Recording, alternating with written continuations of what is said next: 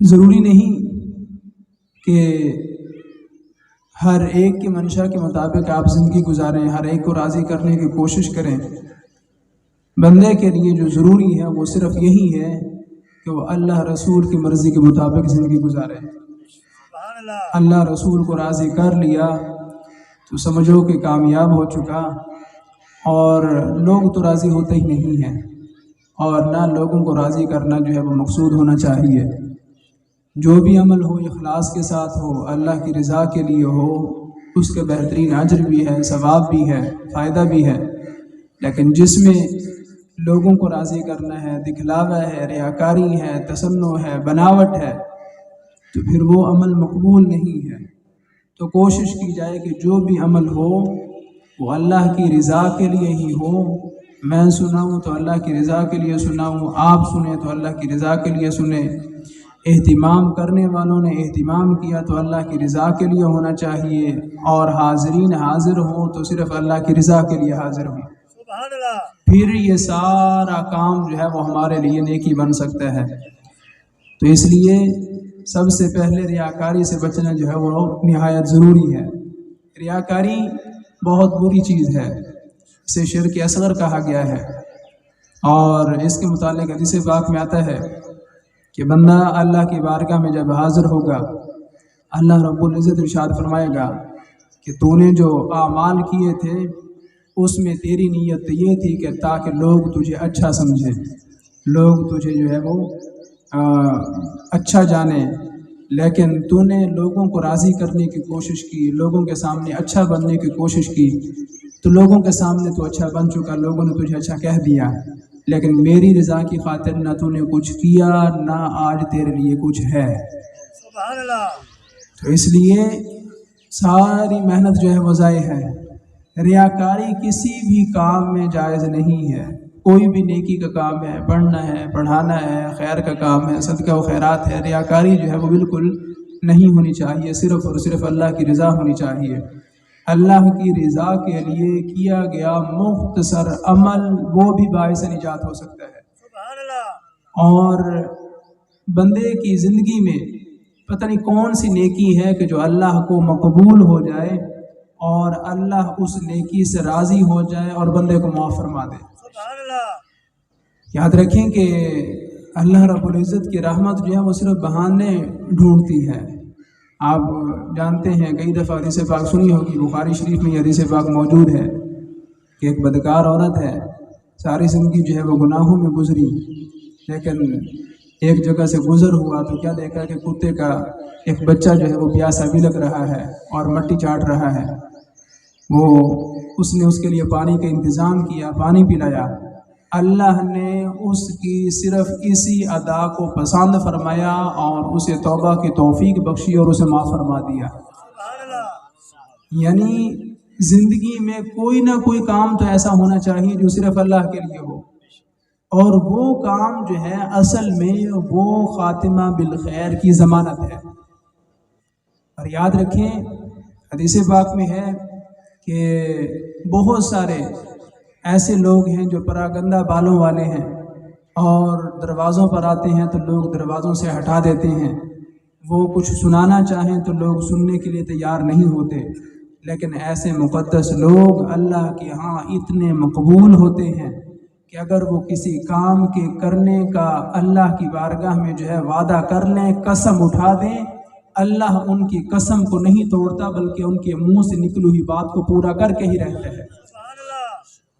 تو اماں مرحومہ کو یہ رمضان مبارک نصیب ہونا یہ بہت بڑی خوش قسمتی ہے، اور یقیناً ان کی زندگی میں کوئی نہ کوئی ایسی نیکی ضرور ہے کہ جو اللہ کے ہاں مقام مقبول تک پہنچی ہے، اور اس وجہ سے انہیں رمضان مبارک کی مبارک گھڑیاں اور آخری عشرہ جو ہے وہ نصیب ہوا۔ آخری عشرہ ویسے ہی آپ جانتے ہیں جہنم سے آزادی کا عشرہ ہے، تو ہمیں اللہ کی رحمت سے امید ہے کہ جس طرح اللہ رب العزت نے جہنم سے آزادی والے عشرے میں انہیں اپنے پاس بلوایا ہے، تو انشاءاللہ العزیز وہ جہنم سے آزاد بھی کر دی جائیں گی، جہنم سے وہ محفوظ ہوں گی انشاءاللہ العزیز۔ اور پھر تکلیف اور معذوری، عذر، پریشانی، یہ اگر اس پر صبر کیا جائے تو اس پر بڑا اجر ہے، بڑا اجر ہے۔ حدیث پاک میں ہے کہ قیامت کے دن جب عافیت والے مصیبت والوں کے لیے اجر اور ثواب کا ڈھیر اور انبار دیکھیں گے تو تمنا کریں گے کہ کاش دنیا میں ہماری کھالوں کو کینچیوں کے ساتھ کاٹ دیا جاتا تاکہ آج ہمارے لیے بھی اجر کا یہ ڈھیر ہوتا۔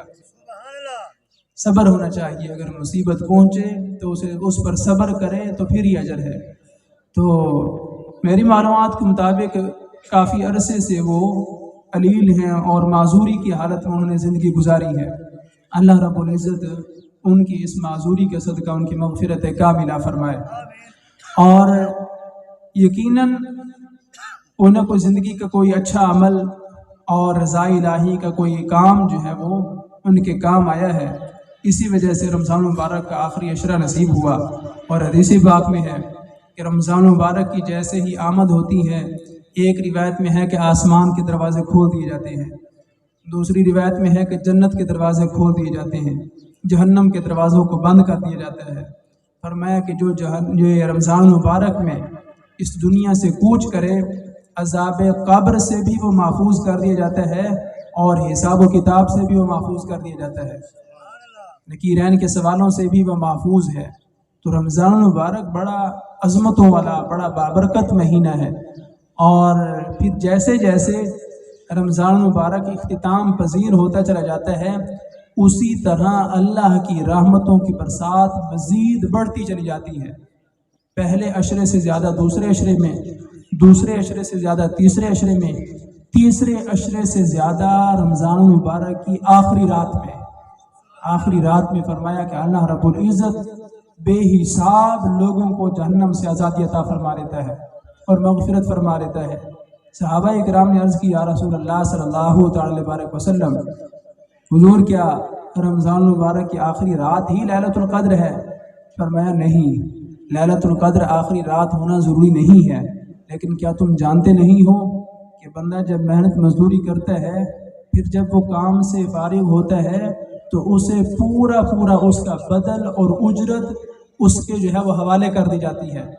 تو جو بندہ سارا مہینہ جو ہے وہ اللہ کے لیے روزے رکھتا ہے، راتوں کو تراویح پڑھتا ہے، قرآن کریم کی تلاوت کرتا ہے، نمازوں کی پابندی کرتا ہے، تو اللہ رب العزت اپنی رحمت کے صدقے ان نیک اعمال کے بدل کے طور پر اسے جہنم سے آزادی عطا فرما دیتا ہے، اور اس کے لیے جو ہے بخشش کا پروانہ جو ہے وہ جاری کر دیا جاتا ہے۔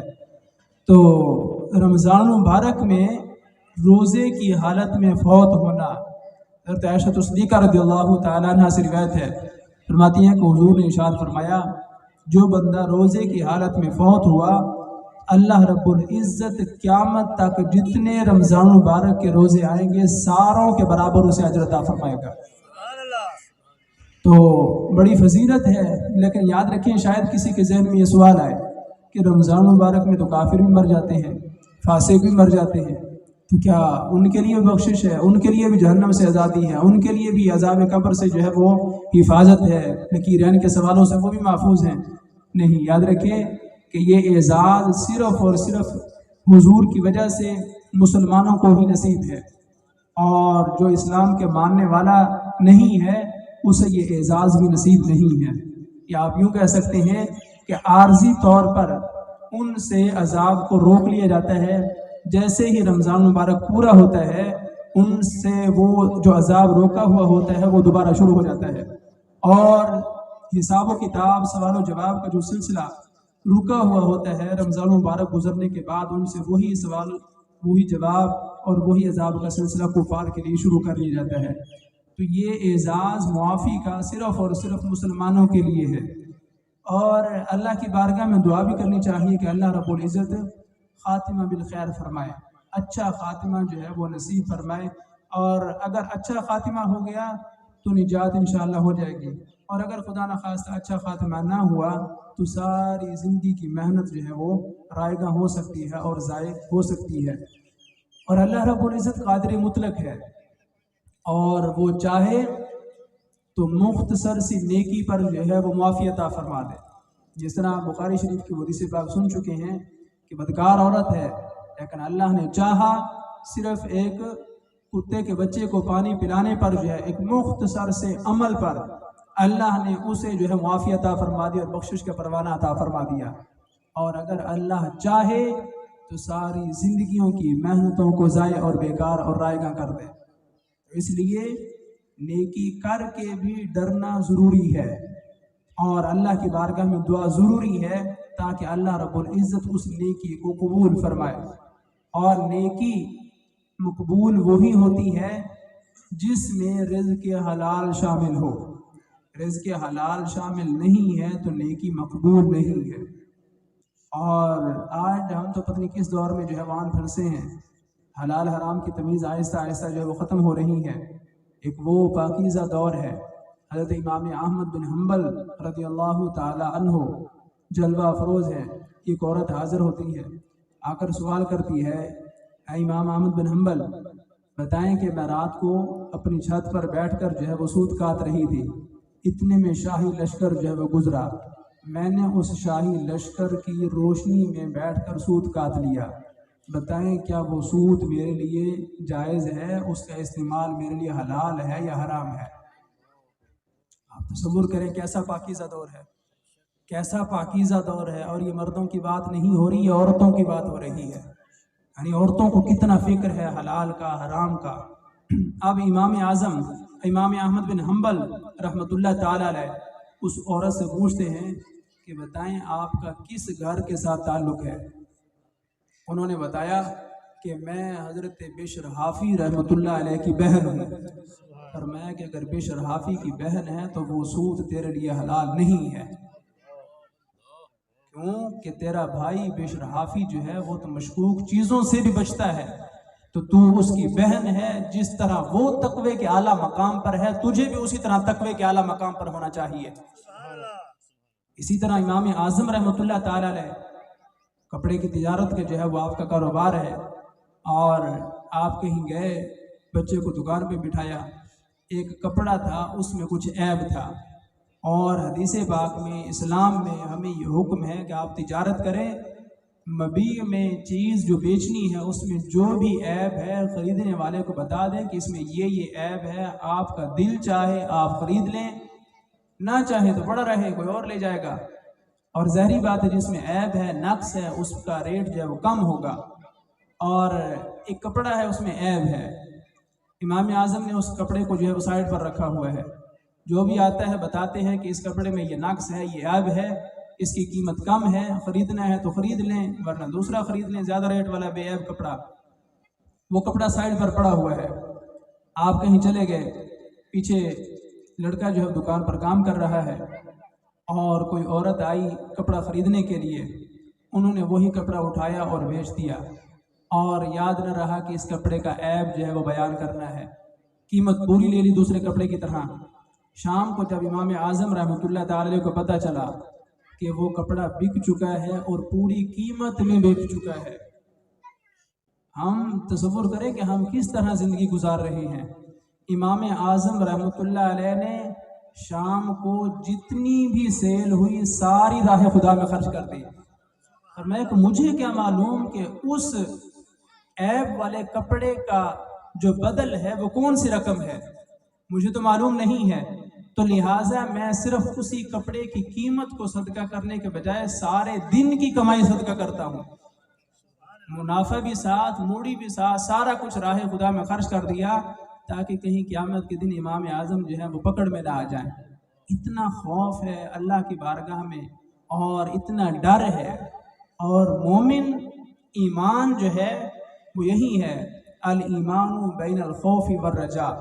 ایمان اللہ کے خوف اور اللہ کی رحمت سے پر امید ہونے کے درمیانی کیفیت کا نام ہے. نہ تو بالکل بے خوف ہو جائیں. آج کل ہمارے ہاں یہ بھی بیماری بڑی تیزی کے ساتھ پھیل رہی ہے. ہم بڑے عاشق رسول ہیں، اللہ کے خوف کی کوئی بات نہیں ہے، اور چھلانگے مارتے ہوئے جہنم میں چلے جائیں گے، جہنم سے ہمیں کون روک سکتا ہے. اس طرح کے شعر و شاعری آپ سنتے رہتے ہوں گے، لیکن یاد رکھیں کہ یہ ایمان نہیں ہے، یہ ایمان نہیں ہے. اور دوسری صورت کہ اللہ کی رحمت سے بالکل ہی مایوس ہو جانا، کہنا کہ جناب میں تو بہت بڑا گناہ گار ہوں، میری تو معافی ہو ہی نہیں سکتی، یہ بھی ایمان نہیں ہے. ایمان کیا ہے اللہ سے ڈرتے بھی رہیں، اللہ کی رحمت سے پر امید بھی رہیں۔ دونوں حالتوں کے درمیانی جو حالت ہے اس کا نام ایمان ہے۔ تو اللہ سے ڈریں، گناہ سرزد ہو جائے فوراً توبہ کریں، نیکی کریں پھر بھی توبہ کریں کہ اللہ اس نیکی کو مقبول بھی فرمائے۔ نیکی تو وہی فائدہ مند ہے جو قابل قبول ہے، جو مقبول ہے، اور اگر نیکی کی ہے اور مقبول نہیں ہے تو وہ تو کوئی فائدہ مند نہیں ہے، کوئی کارآمد نہیں ہے۔ اس لیے تقوی کو حاصل کرنے کی ضرورت ہے، اللہ کا خوف اپنے دلوں میں بٹھانے کی ضرورت ہے، اپنے رزق کی طرف جو ہے وہ ہم متوجہ ہوں کہ آیا ہمارا رزق حلال ہے یا حرام ہے۔ قیامت کے قریب نشانیوں میں سے ایک نشانی حدیث پاک میں بیان کی گئی، فرمایا کہ ایک ایسا دور بھی آئے گا کہ لوگ صرف ان کا مقصد جو ہے وہ مال کمانا ہوگا، مال جمع کرنا ہوگا، کہ مال جمع ہو، مال حاصل ہو۔ فرمایا کہ حلال حرام کی تمیز جو ہے وہ بھول چکے ہوں گے۔ آج ہم جس دور میں گزر رہے ہیں تقریباً صورتحال یہی ہو رہی ہے، اللہ ماشاء اللہ، اللہ جسے بچا لے، کہ حلال حرام کی تمیز جو ہے وہ آہستہ آہستہ ختم ہو رہی ہے۔ اور اگر ہم اپنے اسلاف میں دیکھیں تو عورتوں تک جو ہے ان کو یہ فکر ہے کہ کہیں ہم اس سود کی وجہ سے قیامت کے دن پھنس تو نہیں جائیں گے، اللہ کی بارگاہ میں ہم سے جو ہے وہ سختی سے حساب و کتاب تو نہیں ہوگا، ان کو اپنی آخرت کی اتنی فکر ہے۔ لیکن اب ہم مرد حضرات کتنے دلیر ہو چکے ہیں، پتہ بھی ہے کہ یہ معاملہ حرام ہے اور جائز نہیں ہے، اس کے باوجود شیطان کی غفلت میں جو ہے مغافل ہیں اور دبا لیتے ہیں، کوئی مسئلہ نہیں ہے، ہم سے کون سا کوئی پوچھنے والا ہے۔ لیکن یاد رکھیے کہ انصاف کا دن ایک دن قائم ہو کر ہی رہنا ہے، اور اس دن ذرہ ذرہ کا جو ہے وہ حساب ہوگا۔ فَمَن يَعْمَلْ مِثْقَالَ ذَرَّةٍ خَيْرًا يَرَهُ، جس نے بھی نیکی کا کوئی بڑے سے لے کر چھوٹے تک کوئی بھی کام کیا ہوگا، یَرَهُ، وہ اسے خود اپنی آنکھوں کے سامنے دیکھے گا۔ فَمَن يَعْمَلْ مِثْقَالَ ذَرَّةٍ شَرًّا يَرَهُ، جس نے بھی شر کا کوئی بھی کام کیا، بڑے سے لے کر چھوٹے تک، ذرہ برابر بھی اگر کوئی شر کا کام کیا ہے تو وہ بھی اپنی آنکھوں کے سامنے اسے دیکھے گا اور پائے گا، اور اسے پتہ ہوگا کہ یہ معاملہ بھی مجھ سے سرزد ہوا، یہ بھی مجھ سے سرزد ہوا۔ تو کوشش کریں، احکام سیکھیں، ان پر عمل کریں، ہر وقت اللہ کا خوف جو ہے وہ دل میں رکھیں، گریہ وزاری کریں۔ رمضان مبارک بڑی تیزی کے ساتھ رخصت ہو رہا ہے، آخری ایام ہے، اور اپنی بخشش کی فکر کریں، بخشش کی فکر کریں۔ حدیث پاک میں ہے کہ ہلاکت ہے اس بندے کے لیے کہ جس کی زندگی میں رمضان آیا پھر بھی وہ اپنی بخشش نہ کرا سکا۔ فرمایا کہ اگر رمضان میں بھی وہ اللہ سے معافی نہ مانگ سکا، بخشش نہ کرا سکا، تو بتائیں وہ کب اللہ سے معافی مانگے گا اور کب معافی طلب کرے گا۔ تو رمضان مبارک یہ مغفرت کا مہینہ ہے، یہ بخشش کا مہینہ ہے، جہنم سے آزادی کا مہینہ ہے، اللہ کی رحمتوں کو سمیٹنے کا مہینہ ہے۔ جنہوں نے اس کی قدر کی ہے یہ پھر بھی گزر گیا ہے، جنہوں نے اس کی بے قدری کی ہے یہ گزر پھر بھی گیا ہے۔ لیکن یاد رکھیں، حدیث پاک کا مفہوم ہے کہ رمضان مبارک جب رخصت ہوتا ہے تو رسول اللہ صلی اللہ تعالی وسلم کی بارگاہ میں حاضر ہوتا ہے اور جا کر حضور کو حضور کی امت کے حالات کی خبر دیتا ہے کہ آپ کی امت نے میرے ساتھ یہ سلوک کیا ہے۔ تو سوچیں، اگر خدا نخواستہ ہم نے رمضان کا اکرام نہیں کیا، احترام نہیں کیا، قدر نہیں کی، اور حضور کی بارگاہ میں ہماری شکایت رمضان مبارک نے لگا دی، تو ہمارا کیا بنے گا؟